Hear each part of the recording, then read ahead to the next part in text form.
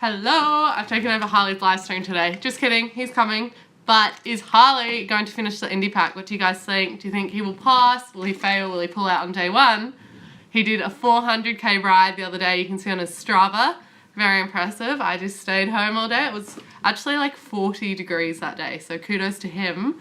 Way too hot. I didn't even go for a ride. I just chilled out by the pool at home, taking it easy, not like Harley on the bike all day. But do you guys think he will finish the IndiPac? Ha, hello, welcome. Thank you. This morning we were gonna, I've been like doing lots of TTs. I wanted to TT today, but I have I'm not feeling so good, so we're just resting. It's been raining. I really want to go mountain bike riding, but probably fall over and slip. It's Christmas time soon. Hope he does. I reckon he will. He's gonna smash it. How's everyone doing? I'm doing good. How's everyone else going? We're just chilling out at home, quite cold. Had just had a packet of dates, so feeling good, feeling energized. Where's Harley? Where is Harley? Harley, what are you doing? I think he's in the garden. He's gardening. I sent him off to garden. He's giving veggie pizza. Oh my gosh, do you know what? We've been hitting Domino's up so often. Like those $5 pizzas are just too good not to miss. So that's probably our usual, at least once a week. Also, we went to Vendors, and it's like a place around Australia. I know there's one in the Gold Coast. That was good. That was really, really good. Is anybody in this chat doing IndiPac? Should I do IndiPac? I actually really wanted to do IndiPac with Harley. I thought it would have been cool if we did a tandem bike. Harley's never ridden a tandem bike. I have before, and I reckon we'd ace it. Because like if I just sat on the back, he wouldn't even know if I was just having a little nap or kicking back and relaxing, watching the nice views. Do you like... I don't actually know those products. I'm such a bike noob. But I rode Harley's Giant Defy just like around the blocks today, and it went so well. What's Harley riding? That's his secret to tell you guys. How do you afford all those bikes? Harley just loves it, and if he loves it, he's gonna get it. I think he's got about 22 bikes at the moment. Can we get 30 likes? I reckon we can. 30 red pills a day. But yeah, Harley's bike, I reckon it'll be his surprise to tell everyone. What have I done?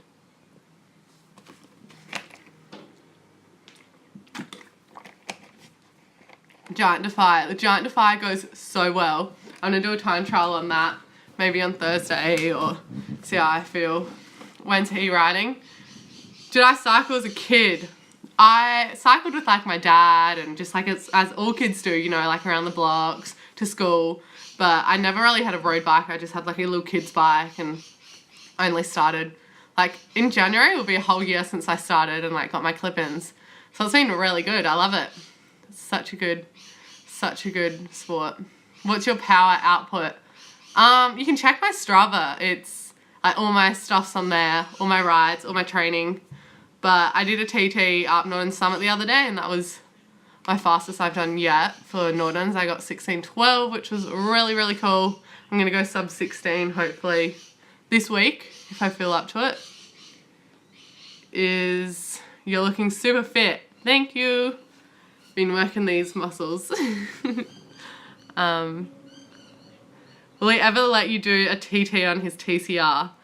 The thing is with this TCR, like my legs are just so long and the seat post isn't long enough.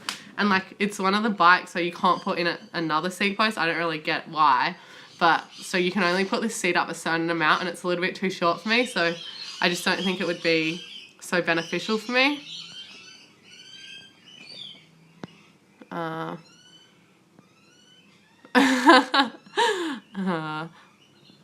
Is Sam the vegan doing IndiPac? No, I don't think so. Did I ever get knee problems when I started cycling? No. I mean, I think if you like get out the saddle regularly and stand up a little bit, it's okay. But like grinding maybe hurts my knees a little bit if I'm not spinning them so quickly. I've never really had any problems.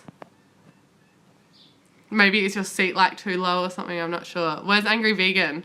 Angry Vegan's back home in Sydney. We kicked him out long ago. He's uninvited. How you feeling today? I'm feeling pretty good today. Would you do a relay with Nicole? Ah, fucking no way. Angry Vegan for IndiPac. I think he's doing IndiPac. Harley, is Kieran doing IndiPac? Yeah. Yeah, I think so. I actually should ask him. It'd be cool to see like Harley and Kieran do it and a few of the other vegans, and it's good. June Ryder's looking a bit different today. Yeah, he grew some tits. Do you or Harley ever do any calisthenics, body weight exercises? Like we do some push-ups, or there's a resistance band that I love using. I'm going to bring that with me to Africa actually, because I'm not taking my bike and I want to try to stay as fit as possible. But it'll be good, like I have a few people to train with over there. My sister's going and she does like Ironman training, and so I think she would probably be like testing me out. We'll do some runs and stuff.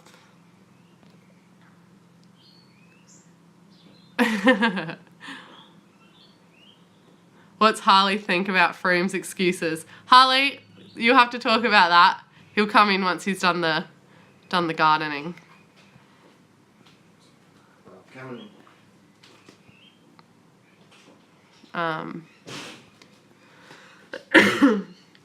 Can you burn as much fat drinking sugar water when cycling than without it? Well, the more sugar you have, the more energy you have, so the more energy you have to burn.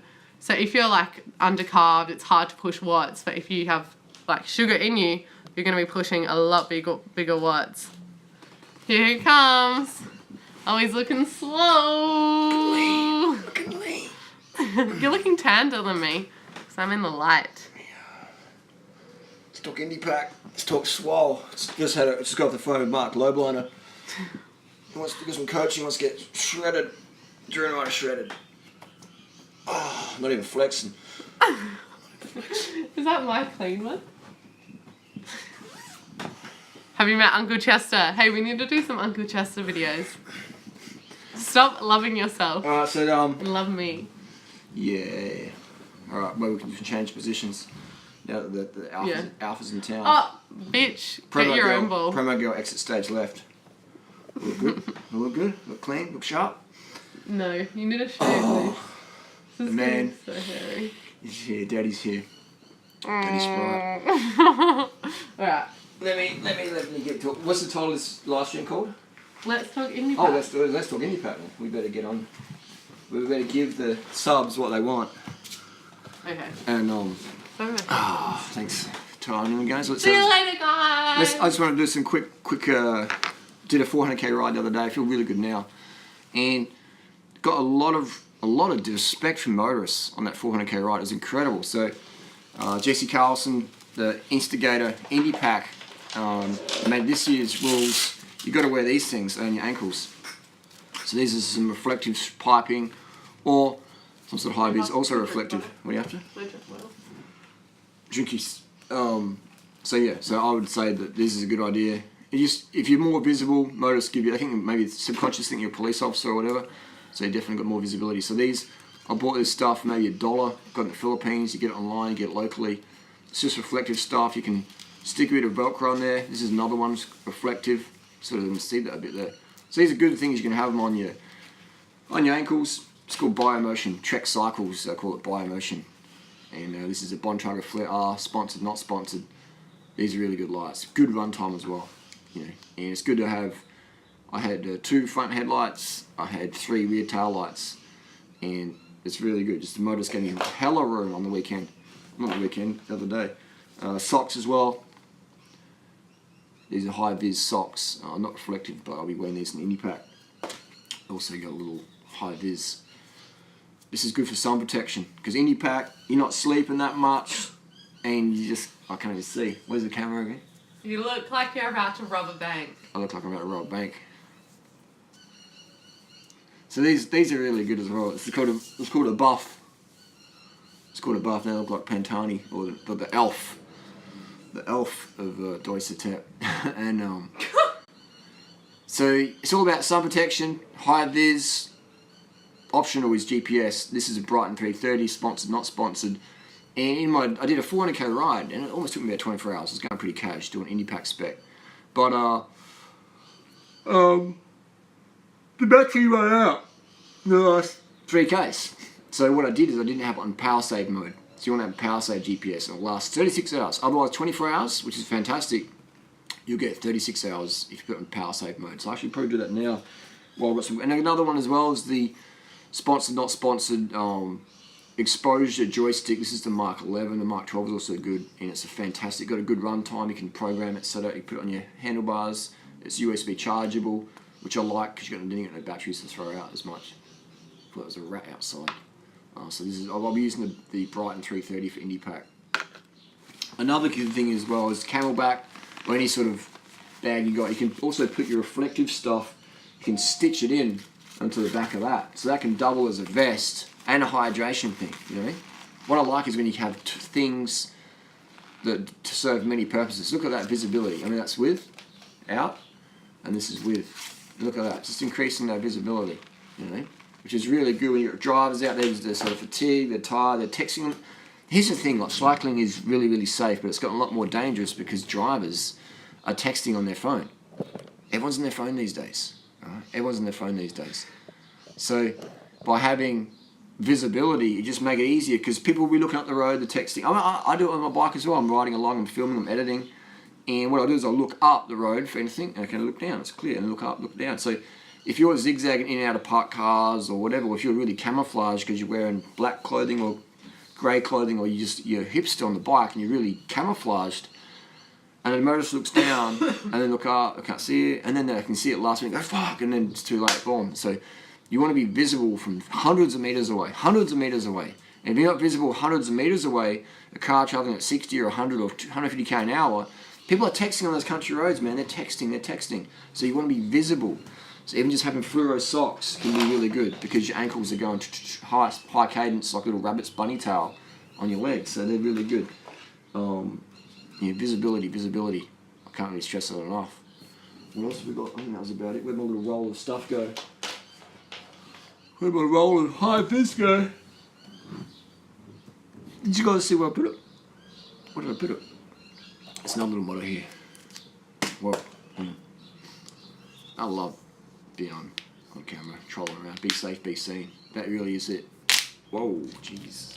These ones are pretty good. I do find they dig into my ankles, but what you can do is you can fillet them, slit that thing off, pull the metal out, and then you've got some reflective bands. So you can put it on your things like that. So these are good as well, but I do find them a bit tight on the body. But on over jeans and stuff, they're pretty good. But for me, that's already cutting off circulation. So what you could do, if you ever get given these at 2 and under or whatever, don't throw them out. What you can do is you can take out that inner, like cut them off. And actually, I might even show you what I mean. I'll show you what I mean exactly right now. I'll get some scissors. Just come with me. Come with thou. My life plan is to be a personal trainer in Thailand. Not a bad plan. This is the kitchen drawer. This is the kitchen game, if you haven't seen it. This is the Giant Defy. Bike to Pantani. I'm going to show you how to do these things. Because I don't wear jeans that much, so when I get given these little bike things... You can do it with trackies. Let me put the Pantani thing back on. Bobby, those things are good when you're wearing trackies. Yeah. Yo, what's up? So what we'll do now, I'll show you. Here it is. This is the roller stuff. This, $1 can save your life, potentially. Visibility. For all those motherfuckers out there texting, or maybe they're working on their MacBook in their driving their car, you can do that. Is this camera a little bit dirty? Maybe not. So what we're going to do is IndiPac. Then go to IndiPac questions. Hit us up in the comments. Let's talk IndiPac. Let's get some questions. I'd like to go to Thailand and get trained. Go to Thailand, man. Thailand's where it's to go. Raising a child is a full-time job. Cycling Maven's having a baby. It's a full-time job, man. It is a full-time job. It is a full-time. How did the 400 go? go to my main channel and you'll see. Go to my Strava, you'll see how it went. Went really good. Is Maven doing IndiPac? I don't think Maven's asked. I don't think he's doing it.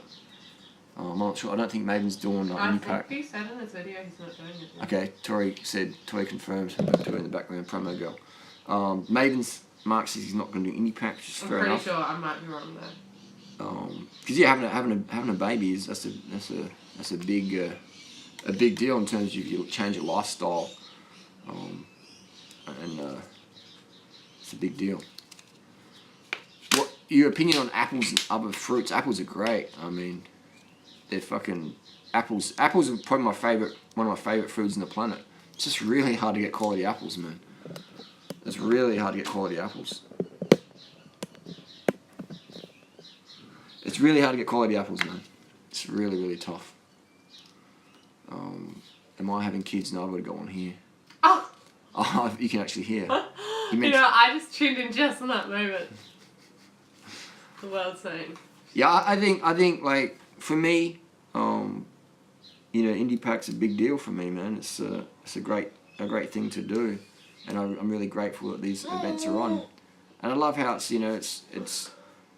it's got like a corporate level of presentation of companies involved in it, but it's only $50 to enter. It's not like Iron Man where it's like $1,200. Just it's just for the rich crew. IndiPac, you can turn up on a $300 bike, and you can be a contender. Get your $50 prize money, get your lights, get your visibility going on, and you're good to go. You're good to go. So I'm just trying to open this up. Just cut the end of it off. Here we go. So what is this stuff? So what I've done is just cut that off. Oh, wow! So now you've got a perfect little wrist thing that doesn't cut into you, and you can put like a little bit of a button in there or a bit of Velcro, and you are good to go, Joe. So thanks to macsa.gov for creating these little things. So there you go. You can stitch that into your bag. You can put it across your. Some people say, "Do I put it across your mouth?" So they can't fucking hear what you're saying anymore because we don't know you, man. Next question. Metal memory. Dan Curry says metal memory. So is it recyclable though? You can use it as a ruler. As a what? A ruler at a school. Ruler. Oh yeah. It's interesting stuff, isn't it? I can take it to school. I'll recycle this. I don't throw nothing in a landfill. How's the Bitcoin going, man? Fucking this cryptocurrency is insane money. It's insane money, man. It's like, it's crazy. People say, motherfucker. People say that's the stock market. How it's always been like. But yes, it is insane money, man. Money's not hard to make. Money's not hard to make if you know what you're doing. Alright. Okay, so Dean says at 300k when it started raining and dark, how close were we to snapping? This is the thing, is like now I'm 40 years of age. For me to snap, it's like I don't snap like I used to snap because I'm in such control of my mind, my thoughts and emotions, my lifestyle, that I choose to be out on the bike. I choose to do IndiPac. I choose to be out on a fucking 38-degree day to do 400k's on a bike I haven't ridden that much. I choose to do that. So for me to go, oh my god, I'm snapping. No, because I choose to do that. I choose this lifestyle. I choose it. I choose to be on the bike. I choose to put myself out to the headwind. And anyone who does these things, who makes these choices, and then whines about it, like I used to, when I was a fucking kid, oh my god, like this is, what? Like just relax and enjoy the moment and get it fucking done. And that's just so when I'm doing a TT and it's like, it really fucking hurts and I'm like, well, I choose this. I choose to be here and doing the TT. I choose to be sitting on this wheel at 300 watts or 400 watts or 350 watts. I choose to be here. I choose to bridge that gap at 800 watts. And I choose to deal with the lactate that's going to come with that. I choose it and I accept it. And when you got that level of acceptance, then you can't really crack. You can't really snap. So when the rain started, I was like, well, I prefer if it didn't rain because it means I don't have to clean my bike. And it's faster in the descents and less flat tires. But I can't control the weather. So what I can control is I can be like a seagull and just cruised through the whole rain, and it rained for about 100 k's. It rained for about 100 kilometres, just light, constant drizzle. It wasn't Thailand monsoon rain, but it was nice. It was good on the skin. It was refreshing, and I just had to change my mindset because riding through the rain with a fucked up head, sucky, whiny, beater mindset, it isn't fun. Riding through the rain like a seagull, not giving a fuck what the weather's like, it's more fun. Optimize what you can control. Bingo. And you can control your mindset. You can control your mindset.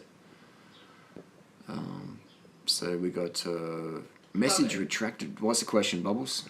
If I comment to someone saying, reply to someone saying, kiss my ass, is that bullying on YouTube?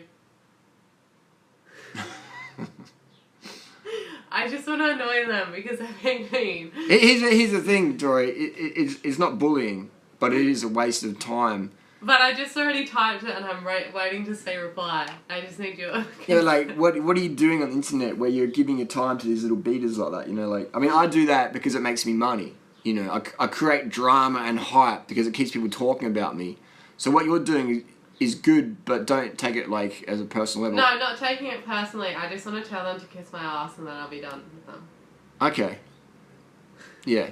But it's always good to give more intellectual...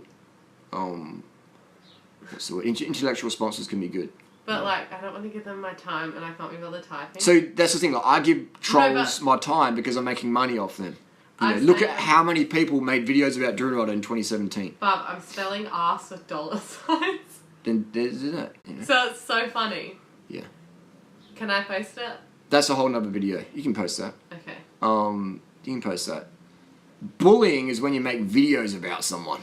That's like when people make a whole channel based on Durrell and then their channel gets deleted. That's bullying. But if a comment of kiss my ass or, it's funny, isn't blah, it? blah, blah. That's just whatever's. But yeah, when you make videos about people, then yeah, you gotta do all that. Dan Courier says Mac SA need to do more for legal ramifications and drive couple for local bumps. We're not bumper fodder. That's true. It is true. That's true. I think as well, using this high-vis stuff, because I notice police officers on bikes in New York City or Adelaide, anywhere I am, I notice cops straight away because they're high-vis. And in my brain, because I'm running red lights as well, I'm not the legal rider out there. So when I'm riding my bike and I see a red light and I see it's safe to go through it. Now, I'm not recommending you guys do this. I've been a bike courier for many years. I've been a cyclist forever. So when I see a red light and I'm like, well, there's no cars coming, there's nothing coming, I'm looking for high-vis cyclists. Because generally a high-vis cyclist, 100% of the time, is a bicycle officer, a police officer on a bike, you know what I mean? So they're wearing that yellow stuff. So in my brain, I'm looking out for cops because I'm a lawbreaker because I run red lights occasionally. And when it's safe to do so. When it's safe to do so. And not when it's a dangerous thing. But I'm not Casey Neistat running red lights just hectically on a fucking boosted board with no brakes. Anyway, so I'm looking for high-vis stuff. And so when you're high-vis, when you're wearing the police uniform of high-vis yellow, drivers are going to give you a bit more respect and a bit more visibility because they're looking for cops. And cops are yellow. High-vis yellow. So if you're wearing high-vis yellow, that part of the brain is triggered to well, as a cop, could be a cop, go around a bit more chill, When you're not dressing like a cop, then you're just a civilian, you get treated like an average civilian. So cops get treated differently, because most of them out there doing a really, really good job at keeping society a lot safer than it is. And so I rate that. So I think wearing the police uniform of high-vis yellow is working for me. It's working for me, So even if you've got high-vis yellow helmet, high-vis yellow socks, high-vis yellow jersey, high-vis yellow bands, it's going to help. It's going to help. So, Mike Hall, ride for Mike, hashtag Mike Hall legend. I mean, that's it. That's it's true. Mike inspired a lot of us, inspired me, inspired pretty much everyone who ever came across him as a cyclist.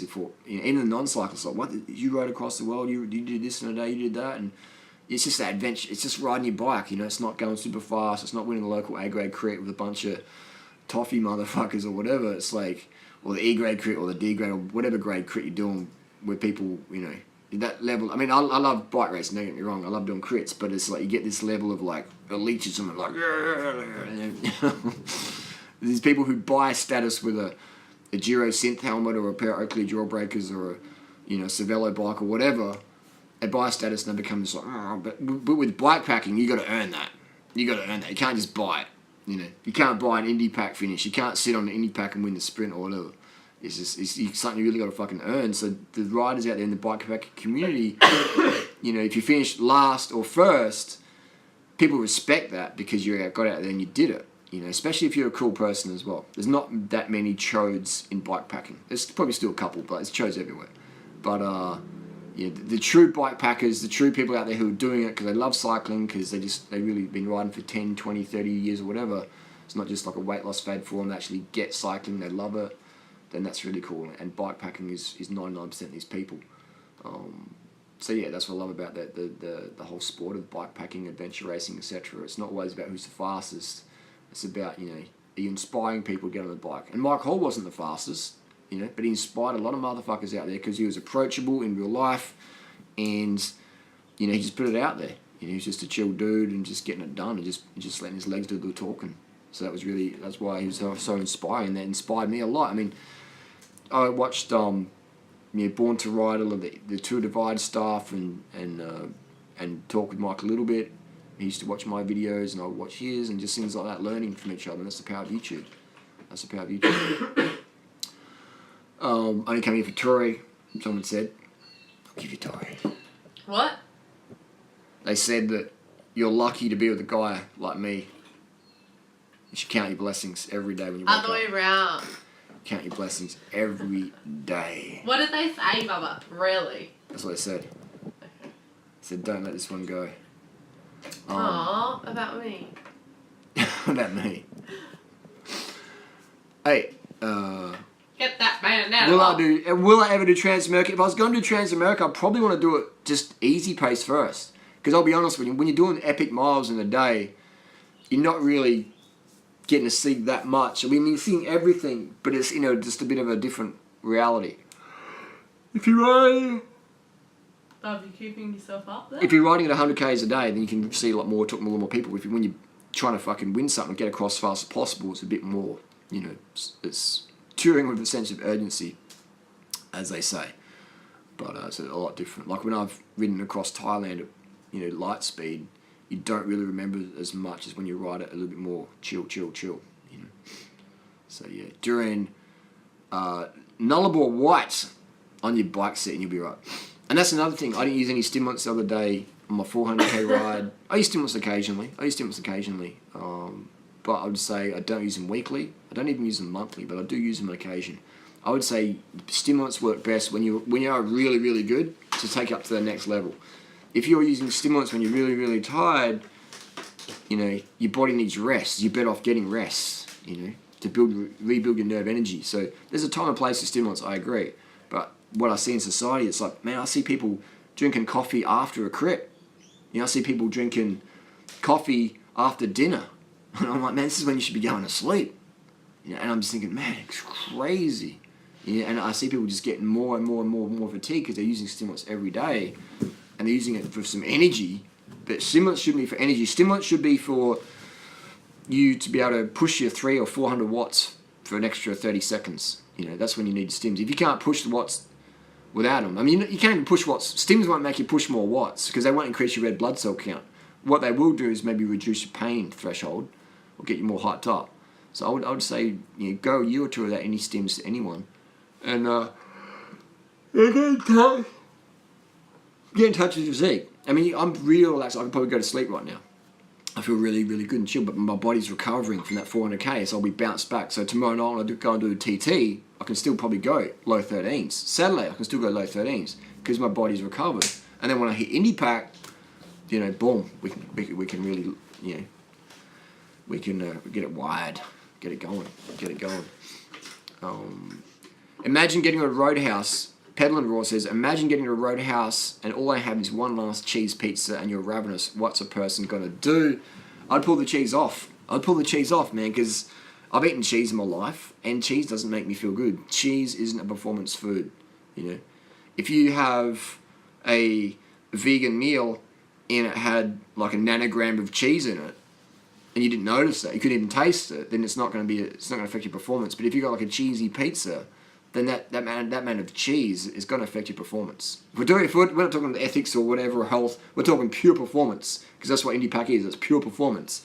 And so these things, they don't increase performance. They don't increase performance. Like, if they did, then I'd still be doing them. You know, I'd still be doing them. So cheese doesn't make you increase performance. That's the one benefit of this vegan lifestyle, is you cut out all these things that decrease performance. Now, again, if someone trolled you and they poured a teaspoon of milk into your banana smoothie, it'd be so dog, but that wouldn't affect your performance, because it's just like a nanogram effect of it. But if they replace the whole liquid with milk, then your lungs would be like, next day it'd be like a bit more claggy. You know, it would negatively affect your performance. So just like when I swallow a fly, I'm no longer vegan, but it doesn't affect my performance because it's such a small amount. If that makes any sense. So when the increase of animal products in one's diet will lead to a decrease in performance. The decrease of animal products in one diet will increase performance. This is how it is, because you'll be having less fat and you'll be having less metabolic waste products from the animal that your kidneys and liver now have to process. So it is just incredible. It's like, and all the science goes, the 0% is best. 0% is best. And I've eaten things that weren't vegan in the last 16 years, like confectionaries, like shellac, things like that, and Skittles. Eating things I didn't know weren't 100% vegan. But nothing's really vegan. If you bought something that come from a juice factory or whatever, even if you bought a fresh pressed juice at your local juice bar, like carrots and broccoli and celery and beetroot, what's to say there wasn't some sort of maggot or fly or something that got caught in there? But it'll be such a trace amount, it won't affect your performance. It's not vegan anymore, but it won't affect your performance. And what about the microscopic nematodes out there? Where am I going with this tangent? What I'm saying is that if I came to that cheese pizza, I wouldn't eat it. I wouldn't eat it, because I'd be like, I'm going to feel shit after this, So I would get the cheesy pizza, pull the cheese off, maybe I'd eat it.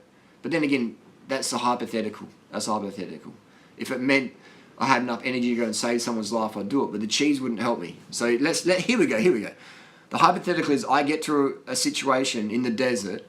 This is the roadhouse where it's just ran by someone who makes cheese pizzas, and that's all they have. They have bread with cheese, and that's all there is, and there's water as well.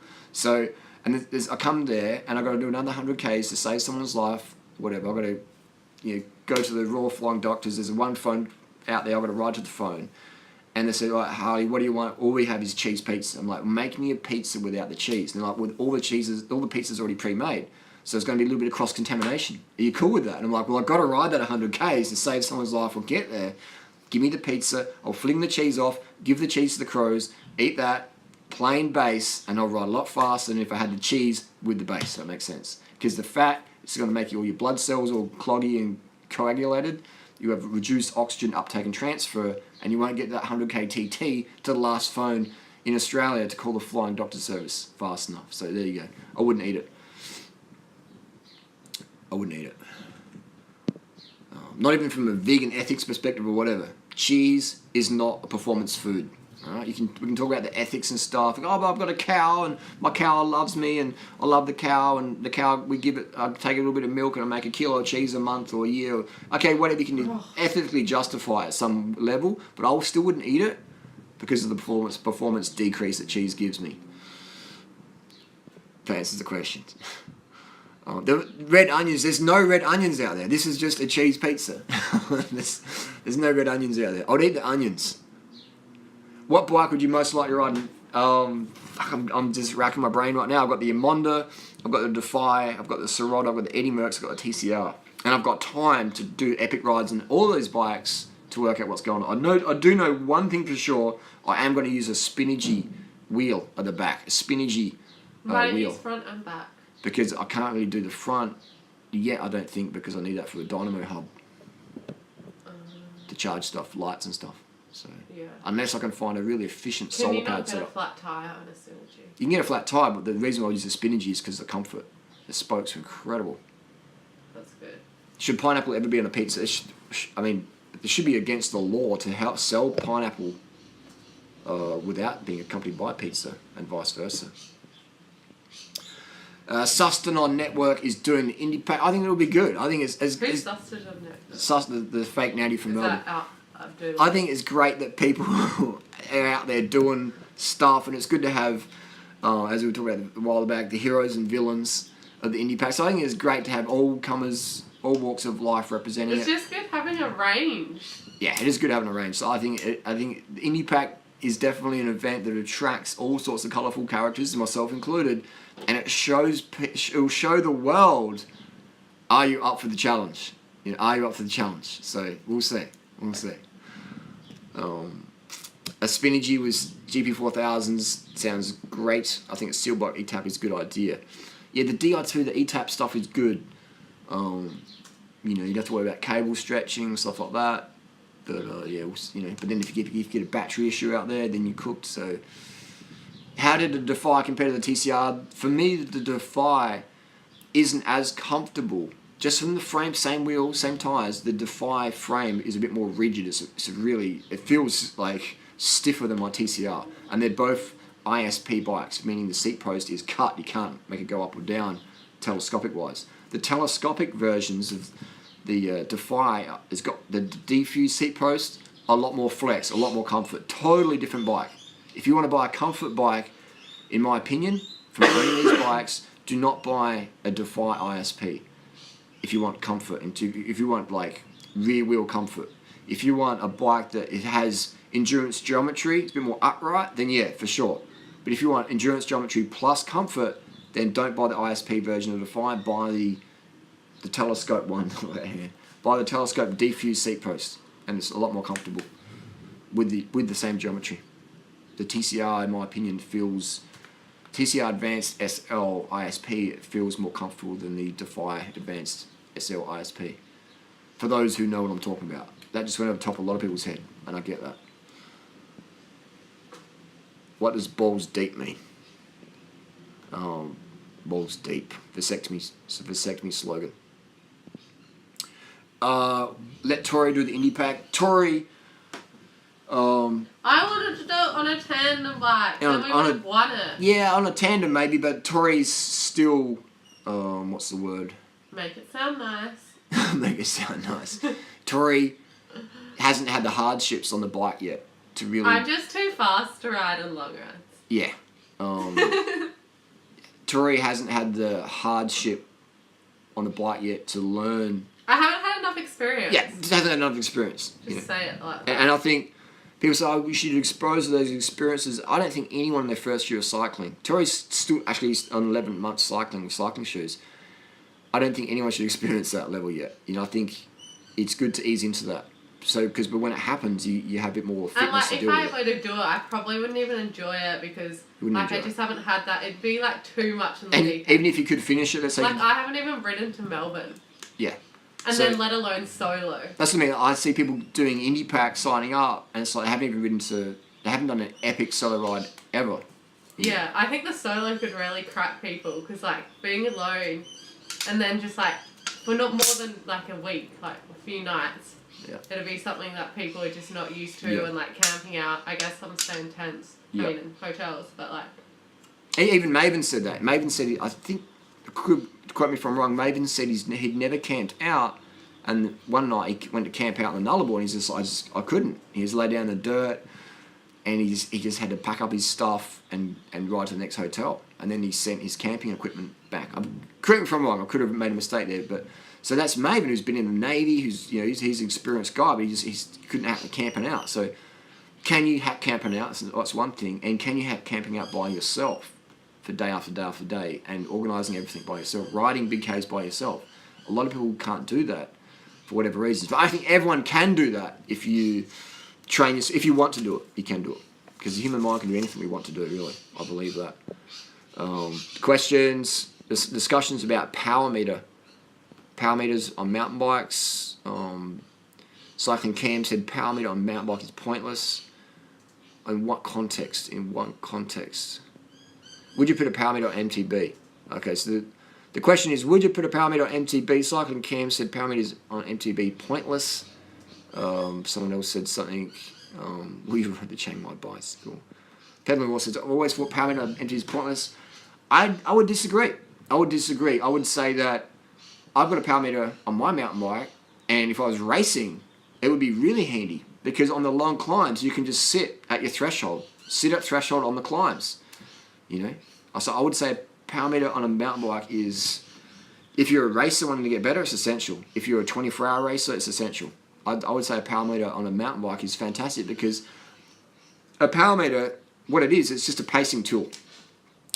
It's a pacing tool primarily. So let's say you don't even look at it in a race. You upload to Strava, and most mountain bike races are like a lap circuit. So you could look at your laps, and you go, on the last climb, I really struggled to hold 250 watts. Normally I'm doing 300 watts, no worries, for 10 minutes. On the last climb, I did 250 watts, and that's all I had. That means that you ran out of water or sugar. Maybe you're pissing clear. You piss clear, no worries, straight after the race. Okay, so water wasn't the issue. You didn't have enough sugar in you. You didn't have enough muscle glycogen. So that's where power meter can help you out. If you didn't have the power meter, you could just go, I'm not fit enough, whatever. No. You were fit enough, but you didn't have the watts at the end because of water or sugar. So, and then Cycling Cam's just written, I suppose it varies on where you live. Here in the UK, there's very few long climbs. The races go over most of the balls out power climbs. Even still, it'll still help you after the race. And if you're doing an all-out climb, and let's say the climb's 1 minute, let's say you're doing 800 watts at the start of the climb, that's too much. You're going to produce more lactate, and with that will become more hydrogen ions, which will shut down your performance. You got more fatigue metabolites. So I would say the power meter is essential, really, if you're a racer. There's an advantage. And even on the flats, if you're doing these long, flat straights, you can just sit behind and just cruise. So, I was like that as well. I remember I was going to get a power meter for a mountain bike, and I'm like, I don't even race mountain bikes anymore. I haven't raced mountain bikes for years, cross country. But there's some Strava segments that I wanted to get, and I knew that to get those Strava segments, to do my best, to get every single second, because here in Adelaide, man, the Strava segments are tight. The main ones, every single second counts. Every single second counts, man. Like, this is full on, man.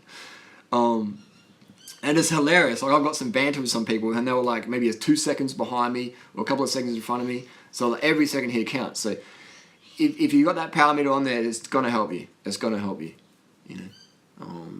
even downhill can help. Not so much, but anything where you can look at data afterwards and go, okay, I was a bit fatigued, I didn't eat enough, I didn't get enough, had an argument with my girlfriend, argument with my boyfriend, and that robbed me the next day of 50 watts. So yeah, I think power meters are really, really good.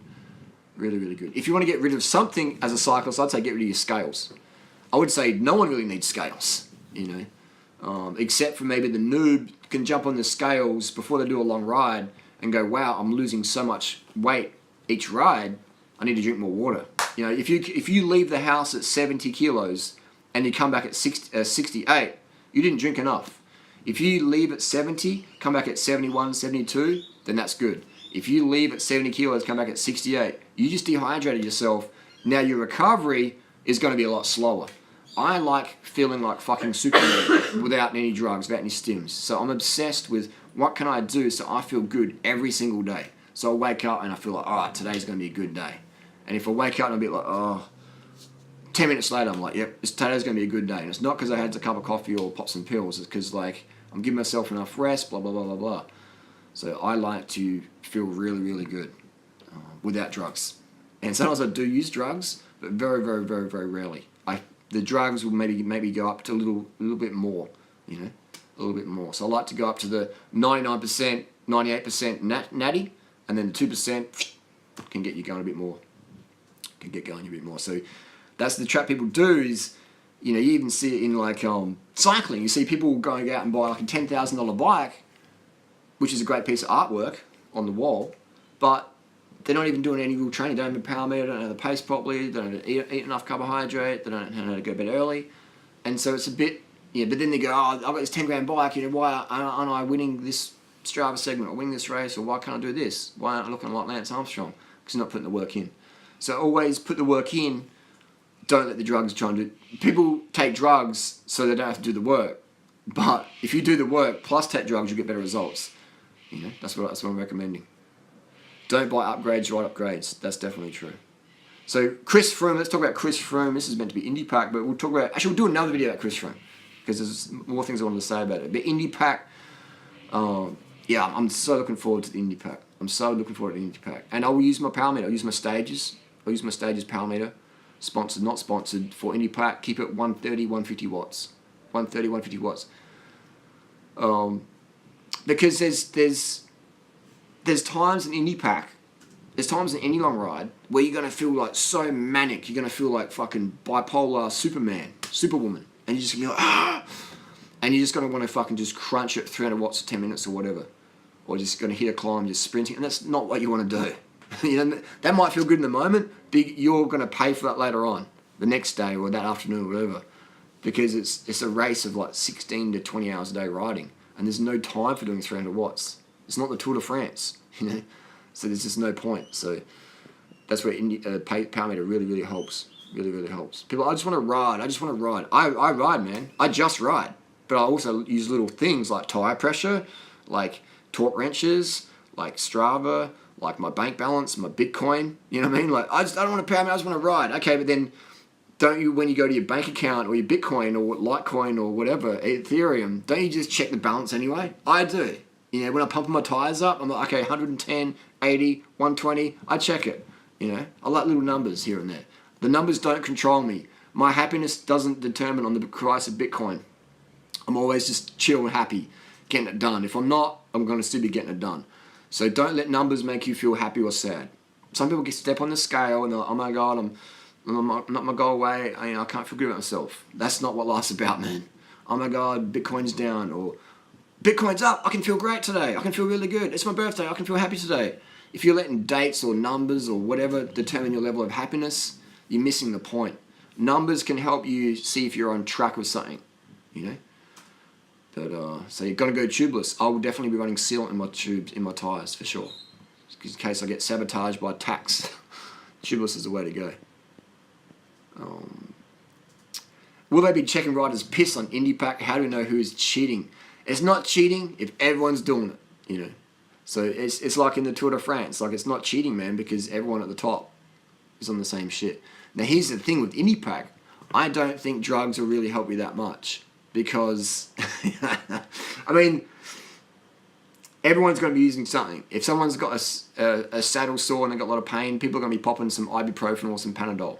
Maybe if someone's got some pollen allergies because they're riding through the hay plain, or not hay plain, the canola plains, whatever, they'll probably take their asthma puffer. Is that doping? Yes, it is in my book. And if you're taking a drug to increase performance to stay on the bike, it's a doping. Caffeine. Will people be drinking 10 Red Bulls a day? I'm sure someone will. Will people be popping whatever? I'm sure someone will. Will people be breaking into my Nullarbor White stash at Mundrabilla Roadhouse? I'm sure someone might find that. So, I think everyone's, in every workplace, everyone's using something at some point to do the job better. That's just how it is. That's the world we live in. And I love it, these media writers out there who say, Chris Froome's doping or whatever. And it's like, man, it's fucking 2 a.m. You're drinking coffee to stay up at work and you're typing these comments. Like, you're doping at work to give Chris Froome shit about him using drugs to do his job better. But you're also using drugs to do your job better. So it's like, it is an interesting world where we see people taking drugs as cheating when we forget that everyone else out there is pretty much doing it. And if you're not, then you're not going to keep up. You're just not going to keep up. And that's all sports. It's running. It's all forms. I mean, the biggest drug sold in Thailand, I ask a pharmacist, he says painkillers. And I'm like, painkillers? And I look around, I can't see no little, binge drinking, social media complaining starlets around here. And the guy goes, I said, who's buying the painkillers? He said, farmers, workers. They're buying painkillers so they can turn up to work the next day to earn their $5 or $10 a day at the working site, at the farm, at the factory, whatever.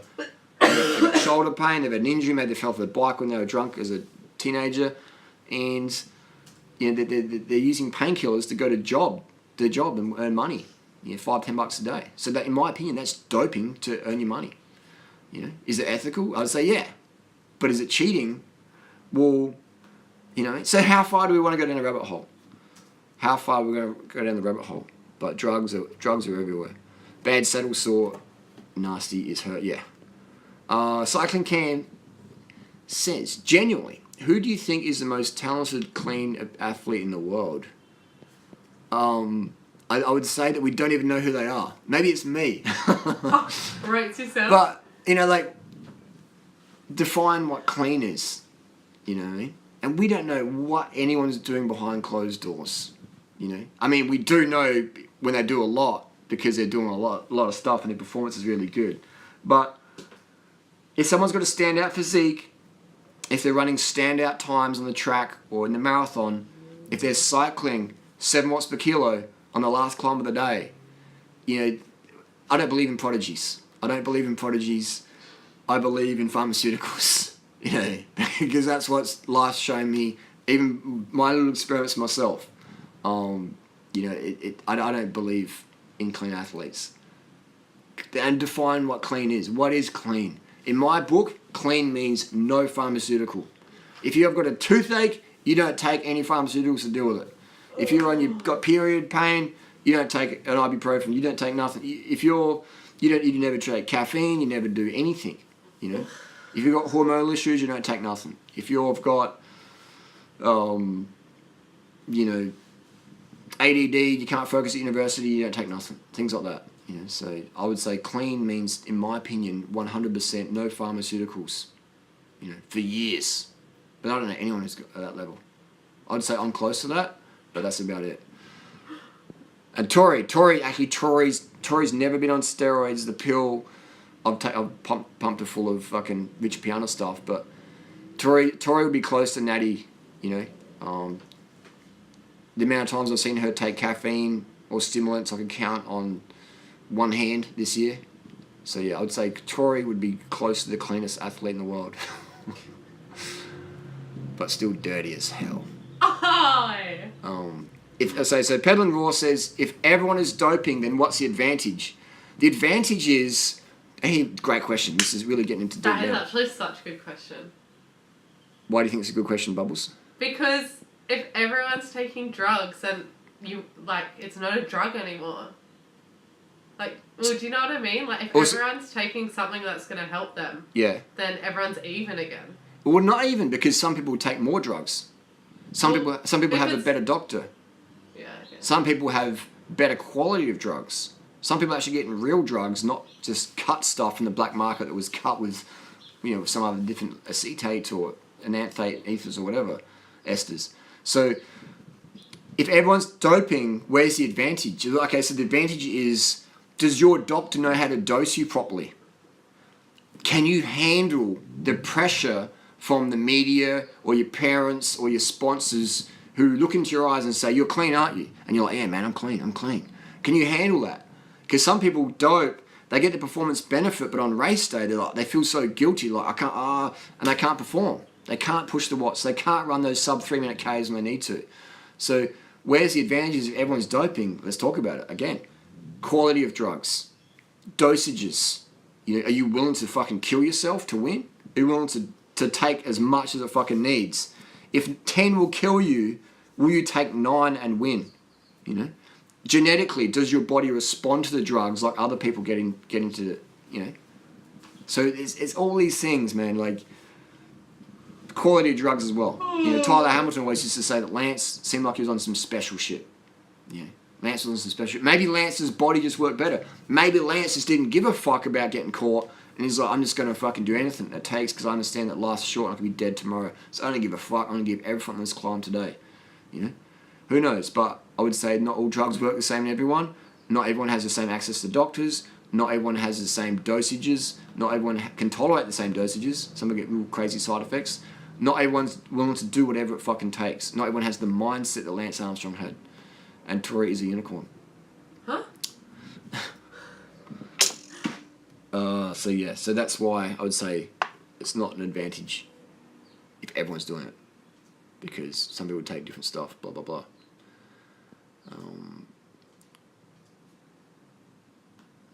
Parrish says, I still think IndiPac has a lot to do with who can sleep the least and keep moving while still... Yes, exactly, Parrish. Is Parrish doing IndiPac? Is Parrish doing IndiPac? Let us know in the comment section. That's the thing is if you're, it's so true. Just keep fucking moving. Keep moving. And that's why I would say IndiPac would be the purest event out there, because it's not about who's the fastest rider for 10 minutes or an hour. It's not about the fastest rider for 24 hours. I know plenty of riders who can do 24 hours insane wattages, but they couldn't do IndiPac because there's no support team, there's no draft, there's no, they just couldn't do it. Yes, flights are booked. So Parish is another vegan starter. IndiPac, IPR, hashtag IPR 2018. Parish is there. What bike is Parish going to use? Yay! Is it the Amonda ALR? Bitcoin tanking this morning. Who's going to win? Your Parish. Bitcoin. So I would say that it's, who can sleep the least, keep moving. For sure. What's my dietary staple for IndiPac? Would be bread, vegan breads, which most vegan breads are out there on the Nullarbor, I checked, and sugar and cereals. Winter's a killer here. Think about Zwift. I think Zwift is a good idea if you're out there. Use rollers. Here's another thing. Bob, we need to do rollers. Use rollers. Don't put your bike in a fucking trainer. If you have a carbon bike, it's another video entirely. If you have a carbon bike, do not put it in a roller. Do not put it in a roller. You are gonna. Do not put it in a trainer. If you have a carbon bike or a lightweight alloy bike, do not put it in a trainer, home trainer, a wind trainer. You're gonna fuck that bike up eventually. You're gonna bend the rear triangle. You're not gonna get warranty. Do not put it in a trainer. Use rollers. I thought entries for IndiPac was way too small. Should be more riders than this, in my opinion. Pedal and Raw.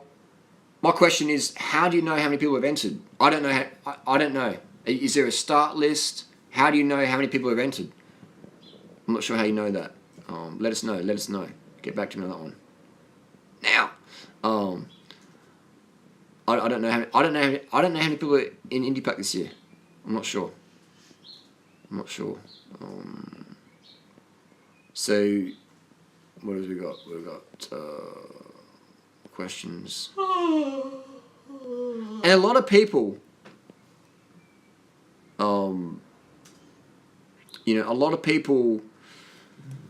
what's the word? A lot of people don't like the truth when I say that drugs are just part of society, But that's the reality we live in. It's like, I had someone. I remember back in the 2000s when I said, Lance is obviously doing drugs. Lance is obviously taking some good shit. And people got offended, man. I lost friends from just sharing my opinion on Lance Armstrong. People got pissed, man. They're like, you're just fucking lazy, man.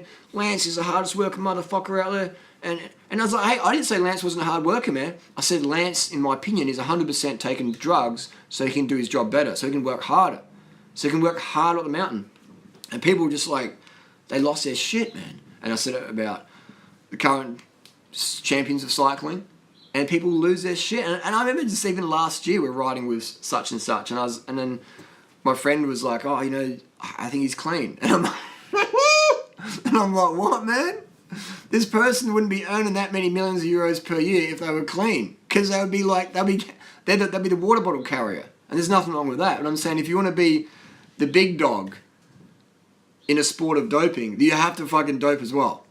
You have to do what it takes in running. If you want to be winning the Olympic gold medal or winning Boston Marathon or whatever, you have to be on the gear. You have to have a sickeningly high level of red blood cells to win any major event that has good prize money, So, Parish says, if you want to tell someone the truth, you better make them laugh, others are going to kill you. So I've learnt to adjust my message there. That's just reality, man. You look up who's got a team doctor with Pantani, or who's got a team doctor with this person, whatever. Nothing's changed, man. It's business as usual. People have got contracts. Sponsors say, hey, if you win this race, we'll give you a bonus. I would do it. You would too. People out there. I see all these comments and all this hate against Froome now. Oh my God, Froome's a cheat. He's cheating people like Sagan and Quintana and all these other riders. And I'm like, man, get with the times. This is business. This is business. This is business. If you don't push the wattages, then your team will fuck you off. Your team will just fuck you. See you later, buddy. You know, they'll tell you to go away. So you have to take whatever it takes to win at the top. I'm talking the top. I'm not talking like the UCI bottom 1,000 riders.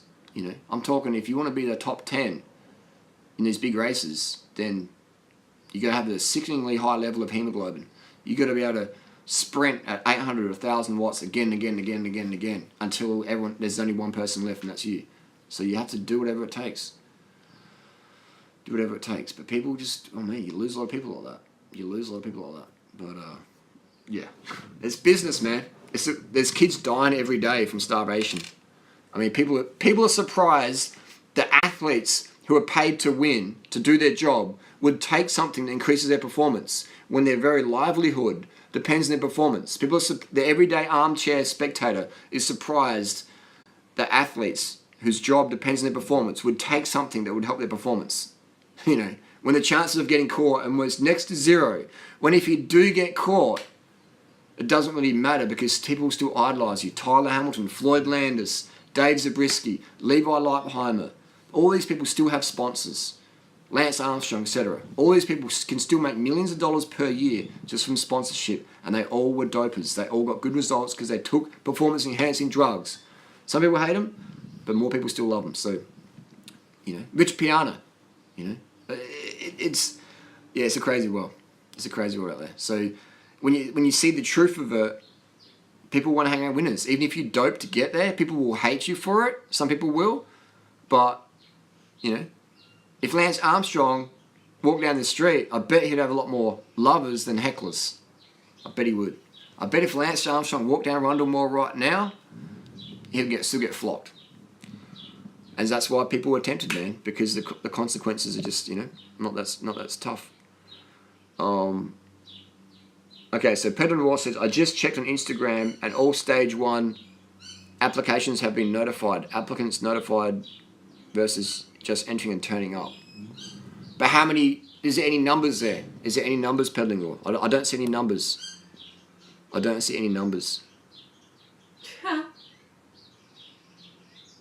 Simon Yates got banned. Really? Did Simon Yates get banned? Can you Google up Simon Yates for me, Bubbles? Or can I use your phone? No, I'll do it. Simon Yates. So I type in Simon Yates doping. I didn't know about that.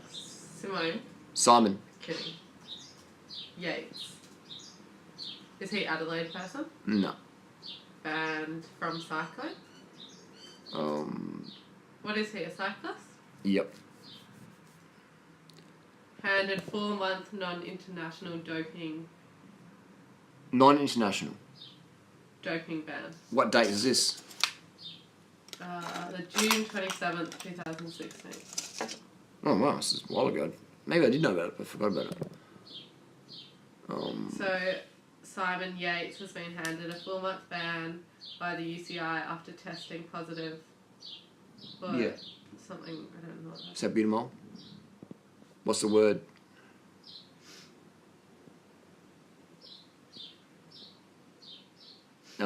Someone says people like Cadell and Sastra went on hot sauce. What world do you live in? What world do you live in? Not my world. It's business. If you don't, you know, people will just take care of you. Oh, got a cramp in my foot.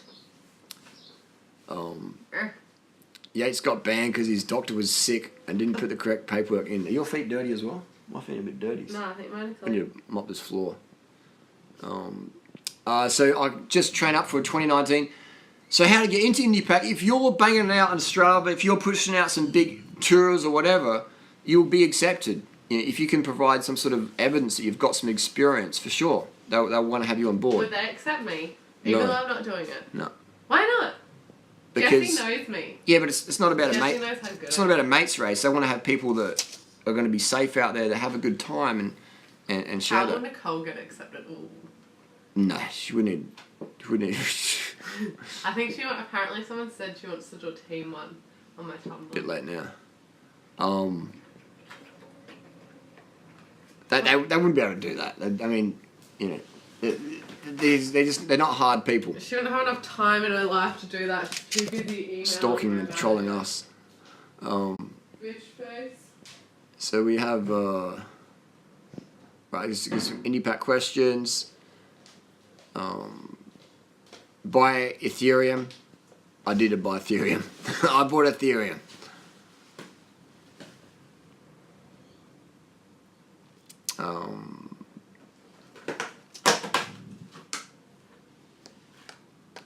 So we've got a few questions about the inquiry. I mean, who really knows? You know, who really knows? I think what we do know is that life is short, and you know, we can do all sorts of inquiries or court cases or whatever. At the end of the day, that doesn't bring anyone back. What we can do is learn from mistakes, or learn from situations, or learn from life, and we can all do our bit to enjoy what we have in the life. And that can be, if you're a cyclist, being more visible. If you're a driver, being more attentive on the road, looking for cyclists who are wearing dark clothing or whatever. If you're a pedestrian, look across the road before you cross. If you're a teenager, don't do drugs. And if you're going to do drugs, do them at home where there's a fucking ambulance nearby. You know, if you're going to drink, don't drive, things like that. So we can all learn from stuff. We can go to court cases and get compensation or have charges or whatever, but that doesn't change the past. What we can do is do better. We can always do better. We do better. So how many hours of sleep do you think you're going to get per day? I would say I'm going to get as much sleep as I need to stay safe on the road. And that might be 20 minutes, probably not, or it might be 10 hours. Who knows? Who knows? I'm going to get enough rest and sleep so I'm safe on the road for myself and everyone else around me. So I don't think we can plan sleep. You know, you just got to go with it. And it's a bit like planning, okay, I'm going to have a set template. You know, like I wanted to do 400Ks on Monday, you know, I could have done that 400Ks in 8 hours quicker. You know, I spent that time, I was sort of like working on my phone, I was checking out the roses. I was smelling the roses. There's a rose garden in my lane. I was like, stop, smell the roses. And I'm just like charging up my phone and just sort of like talking to people at the cafe and just sort of just cruising around. But I mean, yes, numbers are very, very powerful. But you guys, I think you can have a rough template, but you got to be flexible as well. You know, so let's say you're set up camp at 10 o'clock at night, and you jump in, and you're laying there for 3 hours. You're like, I can't sleep, man. I just want to keep going. Then keep going. Let's say you're on the bike, and you want to ride for another 3 hours, but you're just like, you're drifting off. You're like, I don't know, 3 hours. No. You got to sleep now. Get some rest now. So I would say that get the rest when you need it, and when you don't need it, keep on charging along. So that's what I'm going to do. That's what I'm going to do. Remember to charge your DI2. Your DI2. Definitely remember to charge that. What do you suggest eating on a vegan diet to prevent getting too lean? I had some wedges last night, some greasy vegan wedges. So I would say just eat more vegan fats. Eat more vegan fats. You'll be good to go.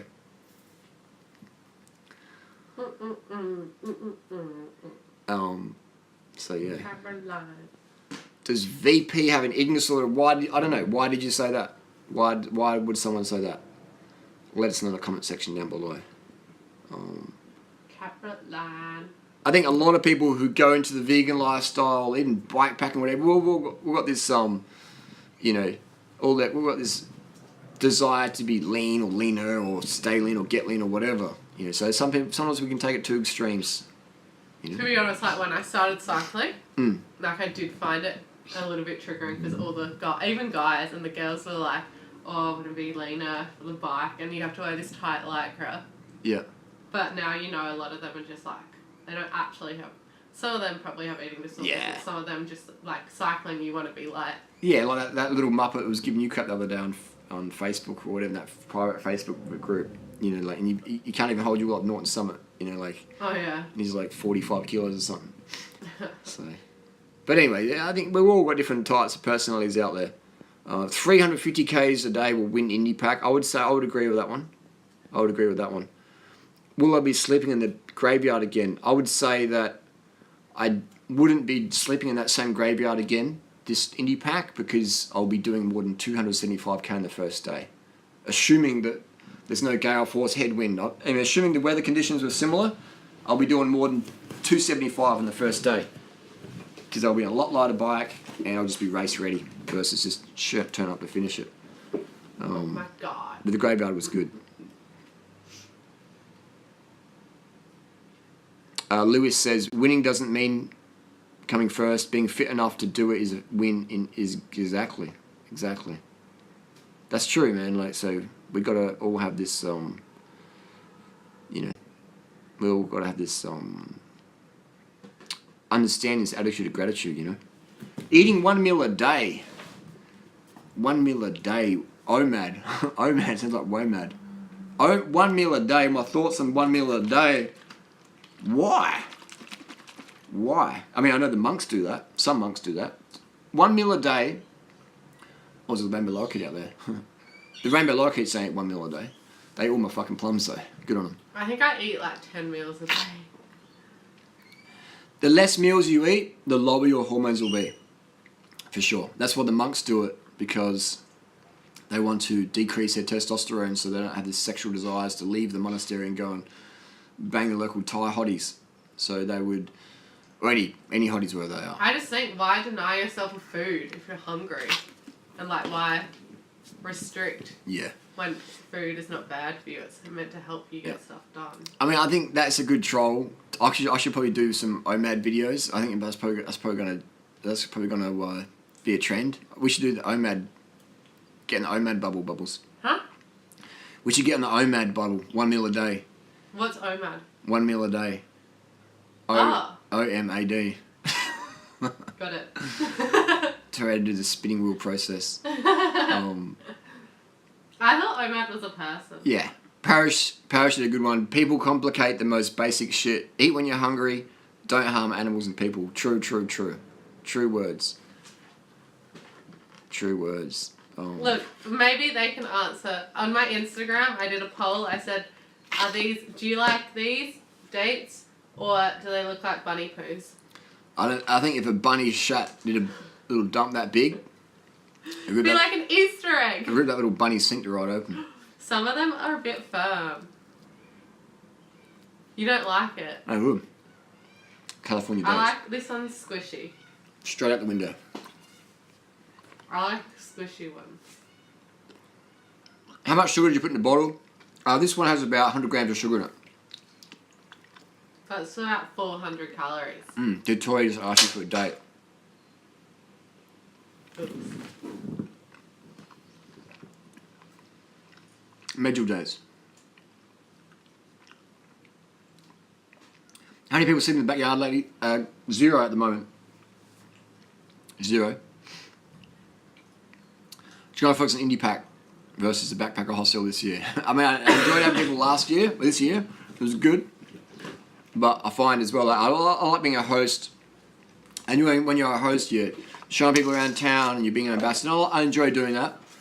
But at the level I did this year and last year, it affected my prep for IndiPac, which it didn't really matter in the end anyway because I got hit by a car and was pretty much out of it. So, yeah. Tory proves it. 2018 TCR. The 2018 TCR is the same as the 2016 TCR, isn't it? Pretty sure it would be. Different colours. Haven't decided on the bike yet. I think it's probably going to be a TCR. Or if I was going to get a new bike, I'd go out and ride a Giant, from the factory of Giant, a Trek Domane. I would try a Trek Domane. That would be interesting because they're very, very comfy. They can handle big tyre clearance. So Trek Domane would be a good one. Focus bikes any good? Yeah, Focus makes some decent bikes.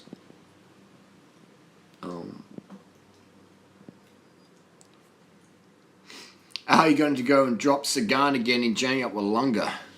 I wonder what Sagan's fitness will be like this year. probably, I don't know. He normally drops his fitness right off over this time of year and builds it back up again for April, May, etc. Ollie, are you coming down to Adelaide again? England Ollie. Yeah. Old dog. Ollie was one of the was one of the backpackers, the bike packers, the tent packers. Check out new old stock clearance Cervelo in cycle here in USA. In cycle here in USA. In cycle here. Let me get my laptop. Let me check it out. Always up for a bargain, aren't we? Oh yeah.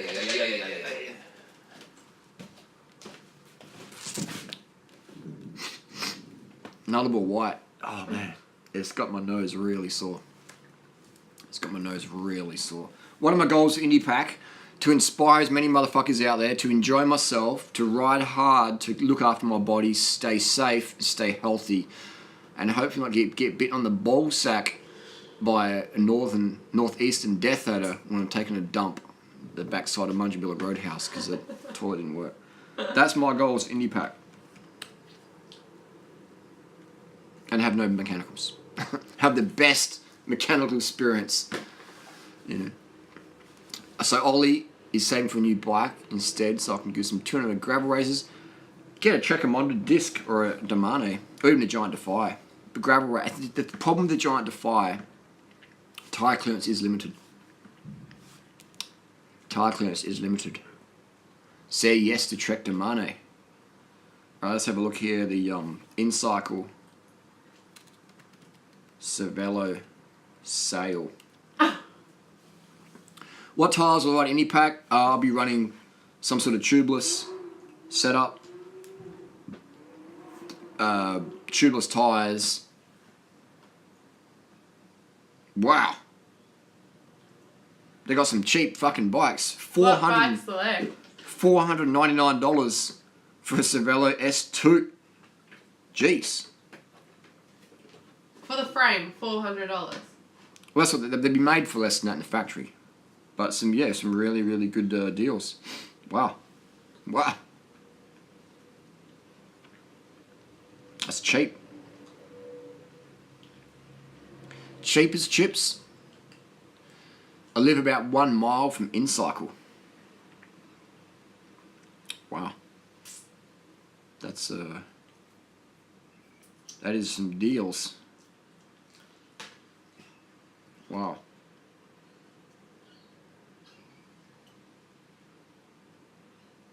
Where is InCycle? That's in LA, isn't it? That's wow, that's cheap. I think have I been to InCycle? Let me have a look. Rancho Cucamonga.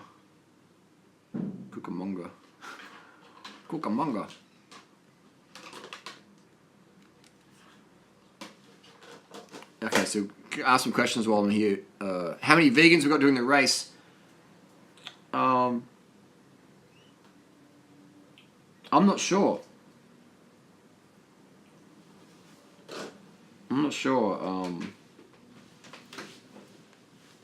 How many we've got? LA. Yeah, LA. Rancho Cucamonga. There was a drive-by shooting there.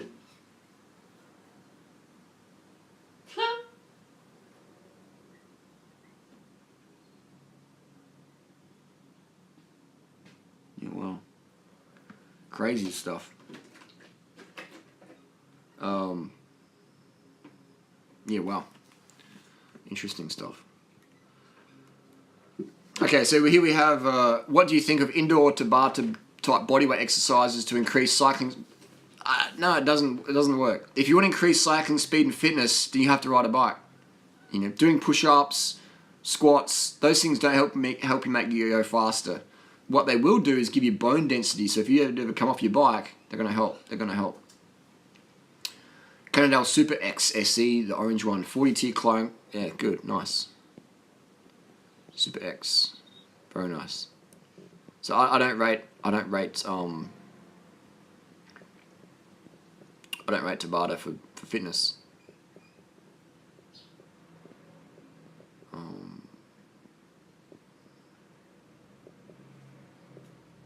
can't wait to see your final lightweight setup for IndiPac. Last year I knew the weight would hurt you. The reason why I had such a heavy setup, I mean, that first day I was carrying like a big bottle of ginger beer, had a 1.5 kilo bag of wiggle powder. I had like so many spares, and I was definitely had the heaviest setup there. But I was like, I'm just going to tour this out, vlog it, have fun, you know? But I had no idea that I was going to be in that much pain after day one, so even if I was on a lightweight setup, I doubt I would have made it. I've ridden across Australia before, so I can speak with confidence there. So, but yeah. Why do roadies and mountain bikers not get along? Because most roadies... What's the difference between a roadie and a motorbike? Mountain bikers... Oh, right, yeah, I gotcha. So most roadies are very cliquey, like every gram counts sort of people, and I'm like that. Every gram counts. I'm cliquey in that I don't want to hang out with wankers and cliquey, tossy people. So I'd say that there's that element, and mountain bikers a bit more like carefree. You know, if your legs are half hairy, it doesn't matter. But roadies are very, you know, like, yeah. So in general. So yeah, I would say, you know. I ride bikes, but not road bike. Right? It's true. It's sort of like roadies. You know, and I'm stereotyping here, but having race bikes, my first career was in 1997, so racing bikes for 20 odd years. My experience is the average roadie. Not the average roadie, but a lot of dickheads in road cycling. Yeah, but then a lot of really, really, really cool people. But they generally have a bit of a more adventure biking, mountain biking sort of mindset. So, you know, I would say they're a bit more down to earth. Did you go to Ranella East High School? Yes, I did. I went to Ranella East High School. I also went to Birdside High in Queensland, in Nambour. Year 8, I did Burnside High in Nambour, Sunshine Coast, Queensland. And then halfway through, moved down to Happy Valley, 24 Jordan Avenue, Happy Valley, and did from year 8, halfway for year 8, all the way to year 12, living at 24 Jordan Avenue, Happy Valley, Ranella East High School. Good times. Am I going to wear a Rafa kit at IndiPac? Rafa kit I won't wear in IndiPac. I don't own any Rafa kit. I think it's some good quality stuff. I do think it's a bit exy, but I like what Rafa's done for cycling. I do like that they've made cycling very trendy, sort of gotten into it. I've made some videos in the past critiquing Rafa, how they stole the logo off another cycling team clothing, whatever. And everyone steals everything from everyone pretty much. Nothing's really original. I was making that video more so that people could sort of see the evolution of cycling, how things just get, you know, repeated, regurgitated, etc. But I do like what they've done. I also do find, though, that I do crack a joke here and there where I say that, you know, people buy a Rafa jersey and become a dickhead. That could be any expensive jersey, any expensive item. You know, a Giro synth helmet or a POC. You know, people buy one of those POC helmets and become a POC head. Not all the time, obviously, but it seems to be. I see people I know, you know, start off, you know, I could mention many examples. Why do I know so many dickheads, POC heads? But these people, they're not so fast on the bike. They've just started riding. Maybe they're riding in sneakers and shoes, or maybe they're wearing a water sport helmet, and they're really friendly and down to earth. And then they maybe get a carbon bike or get a Rafa jersey or a MAP jersey or some sort of expensive Duro helmet or some genuine Oakley glasses or some of those 100% glasses, whatever. They become, or you know, just dickheads. You know, they become like, oh, don't talk to me. You know, I'm not a nerd. Like, you're a nerd. Don't talk to me. I was never a nerd. I was born like this. I was born to look like a pro. Like I was born, and they just like just tosses, man. So I'm not sure what that is. I think it's just the ego. The ego's just gotten out of control. And because they wouldn't wear just a $20 helmet anymore. They wouldn't ride the bike they used to ride. I'll ride fucking any helmet, any bike, anywhere, dress out, any fucking outfit, any clown, whatever, because my ego doesn't control me like it used to. So, yeah. What type of cyclist are you? Would you say you're more well-rounded? I would say I'm just a cyclist addict. I've never had a driver's license. I've got 22 bikes, and I'll ride anything. I just love riding bikes, man. And I introduce people to cycling all the time, every single day. Every single day. what kind of speeds, power you average IndiPac. I'll just sit on 120 to 130 to 150 watts. So whatever speed that is, who knows. Is Tori going to do IndiPac? No. We covered that earlier in the live stream for those who missed it. Tori won't be doing IndiPac. Physiologically, she could do it. If I could put my mind in Tori's body, she could physically do it, for sure. But mentally, she doesn't have the cycling experience to deal with the adversity that can happen out there. And I wouldn't put her through that. You know, we could hype her up to do it, and she would sign up, she would do it, she'd do the training for it, etc. But in the actual race, I think it'd just be too traumatic for her to really enjoy herself. So I would say that you're better off having a few years of cycling under your belt. Do right across Australia. You know, right across John O'Groats to Land's End. Do that return trip. Right across Europe. Do some epic rides, and then you'll enjoy them more. You know, build some adversity in training before you have it in racing, and you just have a lot better time. Why have so many bikes? Way too much redundancy. It is why there's so many bikes. I guess earning a lot of money, disposable income, having no children, having no debt, and you walk into a shop, you're shopping online, you see a deal. You know, you're just getting that consumer mindset. But by having so many bikes, so I can have a strong opinion on what bikes are good for what. Yeah, so now when people ask me about my opinion on a certain bike, they know it's based on experience, not versus, I'm conditioned to say that that's good. Or my sponsor said that's good. Or I can say, no, this bike's shit, or this bike's legit, based on my personal experience. Not because I work for this shop, or because I'm sponsored here, or my friends gave me a discount. No. If it's legit, I'll recommend it. Alright? So yeah. Lean over the bars and chomp up some Ks. It's a mental state, indeed. I should start a bike rental scheme. I mean, there's so many ways to make money. That's why these people that don't have enough money, it's like, make money, man. Like, it's so easy to make money in this Western world. It's so easy to make money, man. You know what I mean? It's crazy. Do I use Training Peaks? No, let's use Strava. I think Strava's all you need. Who will win the Giro? I would say Big T. Big T. Me! Big Tory. Do I mountain bike anymore? Joke. Yeah. I like mountain biking. What I'm going to do, I'm going to get some breakfasts and get the show on the road for the day. But thanks for all your questions. This is a 1.5 hour live stream, IndiPac, in bed with Tori. And I've ridden a Pinarello Dogma. I did like it. I just think for the money they charge, I think you're paying a lot for the brand name. Yeah, all these frames, carbon frames, max $400, $500 US for a frame set, max for production. Painted, delivered to the door, max $400 or $500 US. So to pay $3,000, $4,000, $5,000 for a frame set, I'm like, you know, I mean, who knows how much my computer costs to make? Who knows, $50 maybe. But so if you want it, buy it, but don't think that a $500 bike frame is, you know, a lot worse than a $5,000 frame set. You know, it's not 10 times worse. It's 10 times better. So, if you want that bling titanium, if you want that bling carbon or steel or whatever bike you want to get it. Get it, but don't think, you know, you need it. You know, what's my biggest concern for IndiPac?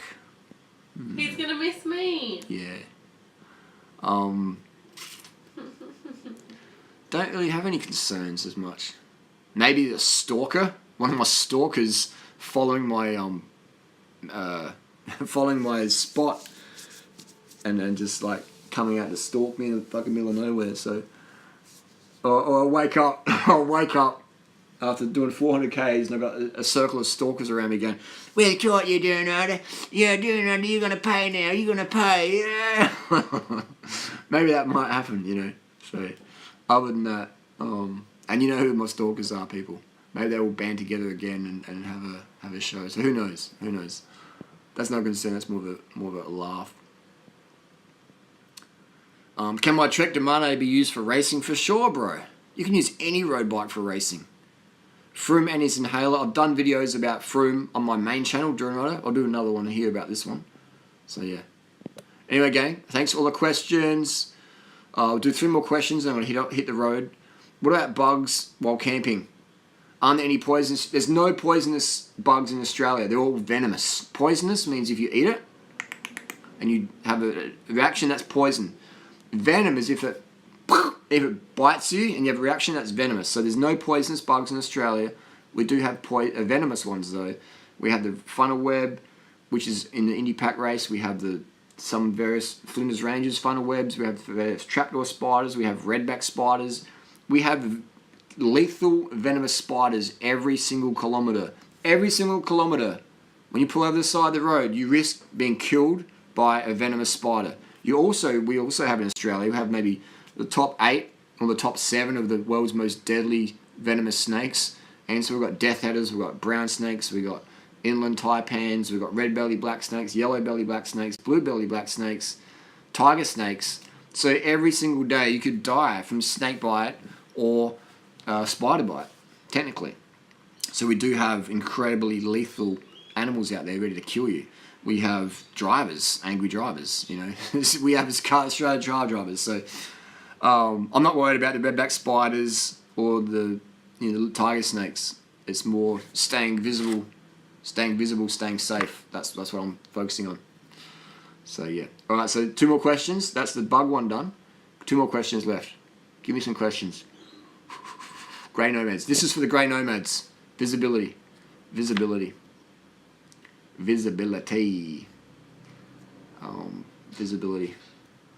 Alright, so we've got a question. Breakfast. What's the best breakfast ever for you? For me, the best breakfast ever is some sort of high quality sweet fruit. You know, this morning it was blueberries. I had $30 worth of blueberries. I had a kilo of blueberries this morning. And for me, I love good quality fruit. It's light, it's sweet, it's juicy. It's just, for me, it's the best way to start the day.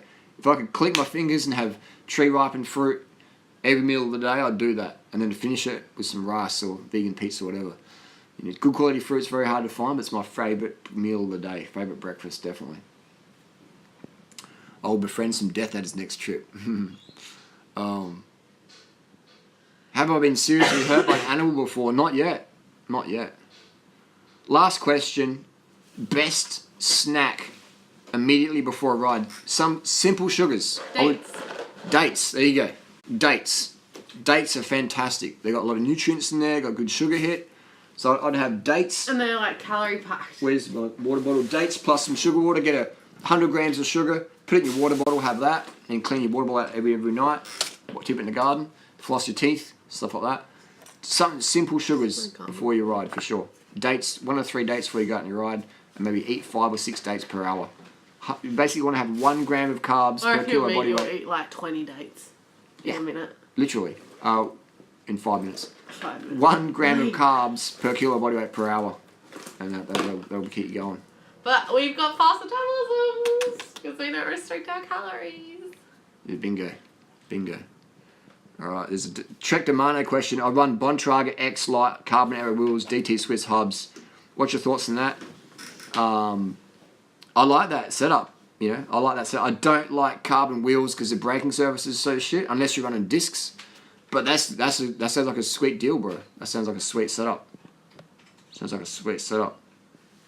Your carbon clinchers. Carbon clincher meaning the brake pads hit the rim. It's a carbon clincher, meaning it's not a tubular. In the wet, there's shit braking surfaces. But if you've been running that for a few years, you're obviously aware of that. So I wouldn't put carbon wheels on Troy's bike if I don't like using carbon wheels. Because the brakes don't work as good, unless it's disc. So yeah. Anyway, gang, one more question. How much sugar in water? I would say 100 grams per bottle. Bottle, 500 to 700 grams. 100 grams to start with. If you're doing a long ride, you can put 500 grams in here and use this as like a gel. Have it like a gel. Save the plastics. Anyway, we'll see you on the road. Thanks for the questions, IndiPac. Thanks for the other questions. And we'll see you out and about. Sugar does work. You walk from Cleveland, Ohio. Thanks, gang.